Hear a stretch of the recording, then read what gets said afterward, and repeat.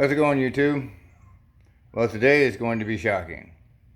Trust me, it'll be shocking. So anyway, I still got red underneath the tent because I still want to do some things. I've been getting some real bad wheel hop on red, and I've ordered some cow tracks for it, but they won't be in until like Monday. But I got a small solution that should help. We'll get into that because let's go out here and take a look, and I'll show you what I'm talking about. Now, I really noticed this the other day when I was getting in and out of the truck. I don't know if you can really see it that well. See if y'all can tell a little better like this. If I push on the truck. I think shocks are bad. That's a little bit too much movement for what it. So I got some shocks. We'll go up here and take a look at what shocks we got. So here's the shocks I got. They're Competition Engineering drag shocks, 3-way adjustables. Now, I could buy some QA1s, but heck, QA1 for double adjustables are like $300 a shock. I can't pay that kind of money. Now, on my first race truck, I had the rear shocks. Now, nobody really shows that they fit for the pickup, but you just have to look at the body size and everything, and the eyelet size, and you can figure it out. But I've already done that for you, so if you want to go get for your Dodge pickup, your 72 through 93 two-wheel drive, there's the number for it if you want to get these shocks. Now, the only thing I don't like about these shocks is you have to take them off to adjust them. So you got to make sure your adjustment is right when you put them on. Now, my other race truck, I put the rears on, and it would almost hook on dirt. If you go back and look at some of the other videos I made, they're just with these shocks. There's no other suspension components with it. It's just these rear shocks. Now, they have come out with these front shocks for it. Now, let's take a look at these. Let's flip this around. Now, this says shock ratio. You got a 60-40, which would be a stock shock, or thereabouts. And then you have a little upgraded shock, and then you have a 90-10.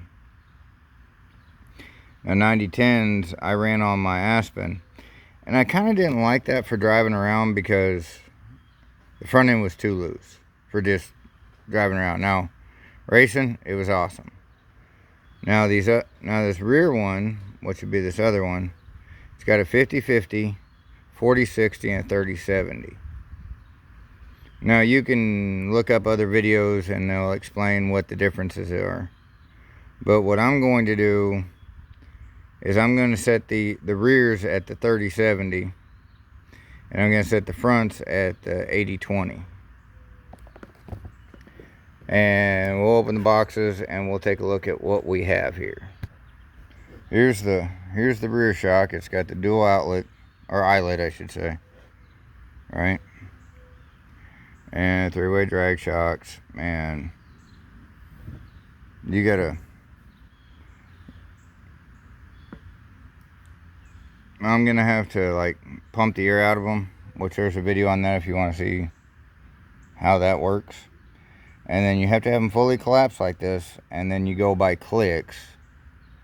You have a loud audible click, and then 2 lighter clicks. And the first audible click means you're at the first setting, which on these rear shocks it would be a 50-50. And then the next click, it's going to be a 60-40. And then the last light click is going to be a 30-70. And then you have another big click, and you start all over. Just standard shock, nothing special, or it doesn't look like it, but these really help. If you're on a budget, I think it was $300 for all 4 shocks. And these are pretty good.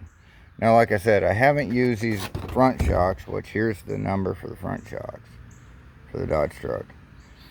Now, I haven't used these. I've used the rears, but I haven't used the front. But if the rears are anywhere like the front's going to be, it should be no problem.